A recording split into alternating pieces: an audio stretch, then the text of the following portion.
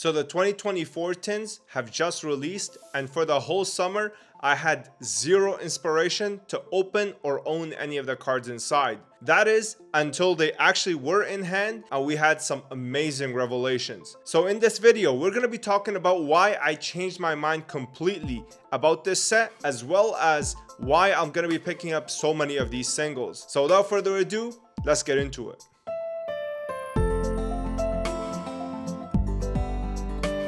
Before we start, here's a word from our sponsor, aka yours truly. If you guys want more videos like this and you want to support the channel, the best way you can do that is by shopping at strictlysealedinc. I have incredible card sleeves, high quality binders, as well as booster box protectors. All the money collected from there goes towards paying editors as well as producing more videos for you guys. So thanks to all of you guys who have considered purchasing. But yeah, let's get back into the video. Alright, so let me start off as to why I had zero hopes for this set. The main reason is because last year they did the collectors so dirty. So last year we had 3 completely exclusive brand new arts get released. They are the Dark Magician Girl, Red Eyes, and Blue Eyes manga artworks. These are artworks that were inspired straight from the manga, ripped from the pages from Kazuki Takahashi, and then put onto the card. One of those is the Dark Magician Girl, like I mentioned earlier, and that artwork is arguably my favorite. I think the composition, the pose, everything about her was fantastic, and unfortunately when they released her on the Japanese side, we only got her as an ultra rare. The set that it was released in was History Archive Collection. Actually, all 3 of the artworks were released in that, and granted, they are very hard cards to pull. It's 1 per case, but they held 0 value, and the fact that they were only ultra rare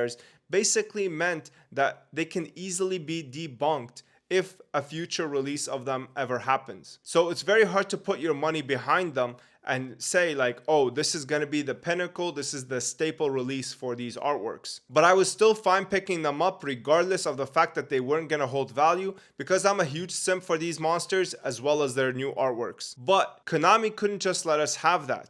Right? They had to double down on punishing us. And to really hurt the collectors, they put them in as prismatic secret rares. That is arguably one of the worst rarities Konami has ever come up with. The original prismatic secret rares from the Japanese side looked fantastic, but then when Konami tried to do it, it looks terrible, okay? Like most people, including casuals, say that that rarity is extremely ugly and they don't know how to do it properly. I wholeheartedly agree. And that was the first time I skipped on a new Dark Magician Girl artwork on the TCG side. So I just gave you the lore and drama that happened with last year's Megatins, and this year they put out another Dark Magician Girl and Red Eyes artwork on the OCG side, and we got them as quarter century secret rares. Now the alternate art for the Red Eyes is kind of mid in my opinion. I don't really rate it. What I do like though is the Dark Magician Girl artwork. I mean, it is just as good as the History Archive Collection one. I'm a huge fan of it, and I raved about it a ton in the Unity and Pride video that I did a few months back. I picked up both the alternate art Dark Magician Girl and the alternate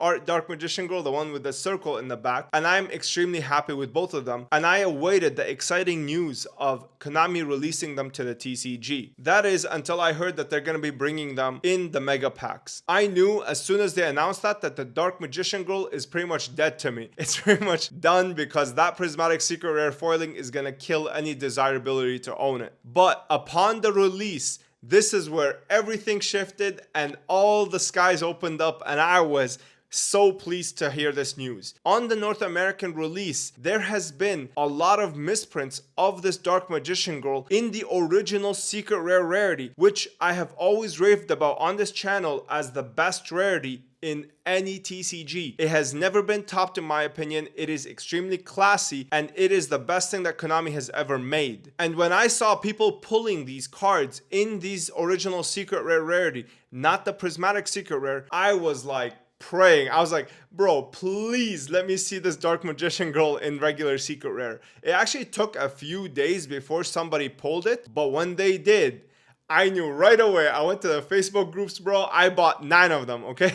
Because I told you guys, like, I love this artwork. I think it looks absolutely incredible. It looks way better than the Red Eyes, the Blue Eyes, as well as the Dark Magician, and I was a huge fan. And to add all of that, this is going to be the first English release and it's a misprint, and it's a secret rare. Bro, I am all in. Take my money. Here's my credit card. Let me get some of those DMGs. But it doesn't stop there, because the set list for the quarter century secret rares didn't just include the Dark Magician Girl. It included the Red Eyes, as well as 4 other alternate artworks that we got in the Pride and Unity set. We got an alternate art tuning in secret rare. We got an amazing limited removal in secret rare. We got a Raigeki with Slifer in the image. Bro, like, don't get me started. And then we have, last but not least, the most expensive one other than Dark Magician Girl, which is the Harpy's Feather Duster alternate artwork. So we're getting 6 alternate arts in secret rare and their misprints. So there is a little bit of chase and collectability. Sign me up. I ordered all of them right away, no questions asked. But again, it doesn't stop there, because the mega pack set list is stacked. There is a secret rare Junk Warrior, right? This was original prismatic secret rare, completely botched. Now it's misprinted as a regular secret rare. We have the 2 cards that, in my opinion, are probably some of the best artworks in the last 5 years from Konami, and that is Gazelle and Baphomet. Both of these cards were released in Duelist Nexus, and they were both commons or super rares or something like that. Bro, let me just throw up the artwork right here.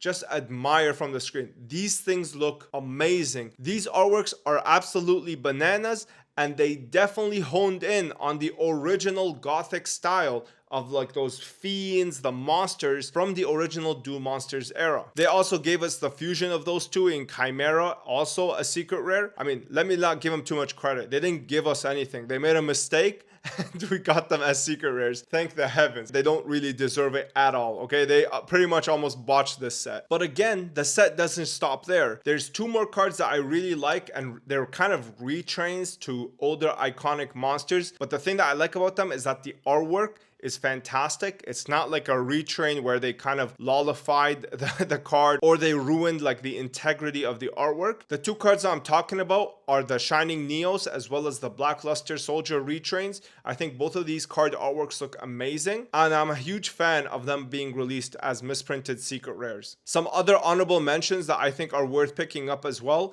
is Darkhold Dragon. Again, Darkhold Dragon, Chimera, as well as the Baphomet and Gazelle, some of the best artworks they have released in the past 5 years. That one also was misprinted as a secret rare. And then there is also the 2 tokens that were released in the Pride and Unity set. They were released in this set, originally prismatic secret rares, and then they got misprinted as regular secret rares, and they look absolutely gorgeous. But yeah, those are the misprinted secret rares that I'm definitely going to be picking up. One other one I was thinking about is Dark Corridor. This is a brand new card. It's not something that we're familiar with, but bro, look at the artwork on this thing. It's gothic as hell. Absolutely love it. I eat this stuff up, man. So I might just pick that one up just because it's so cheap, right? One other card that we got in Duelist Nexus with an artwork that I loved is Fusion Armament. That one was quarter century secret rare. I'm not really a fan of QCRs from the TCG, so I didn't really pick that one up, but I did pick up the secret rare misprint from this tin. But yeah, those are pretty much everything that I picked up from this tin. Let me know if you think I missed anything. I went through the set list and this is what I thought was like really nostalgic or had a really sick artwork. For the QCRs though, I wasn't planning on picking up anything until I heard that there was like this kind of alternate look that some of the cards have, and this only affected the vanillas and the fusions. Both of these card types came with like 2 versions. The first version is like a lighter regular QCR, and then there's one that's like extremely dark. I'm gonna throw up pictures here so you guys know what I'm talking about, but yeah, you can definitely tell that there's a difference here. I like that, and I think it's pretty cool and worth picking up. And then the last QCR that I picked up was the DMG. Gotta have that. And then the Seal of Orichalcos, because I think it looks cool and it's like $1. So can't go wrong with that. So yeah, those are my pickups from this tin. I had a huge change of heart, no pun intended. I think that this set is a banger.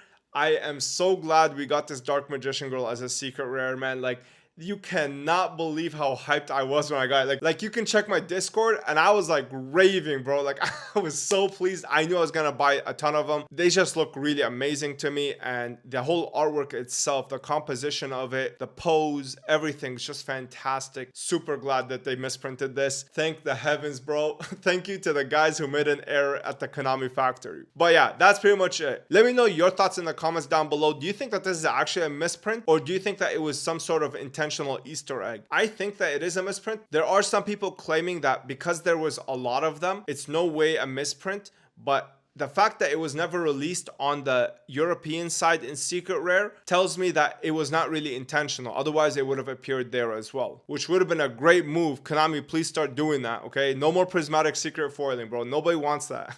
But yeah, let me know your thoughts down below. Like the video, comment, subscribe, do all that good stuff. And again, if you want to support me further, you can shop at strictlysealed.com. Bling out your collection with the highest quality gear. Thanks for watching, guys. I hope you enjoyed and I hope you learned something. I'll see you in the next one. Peace.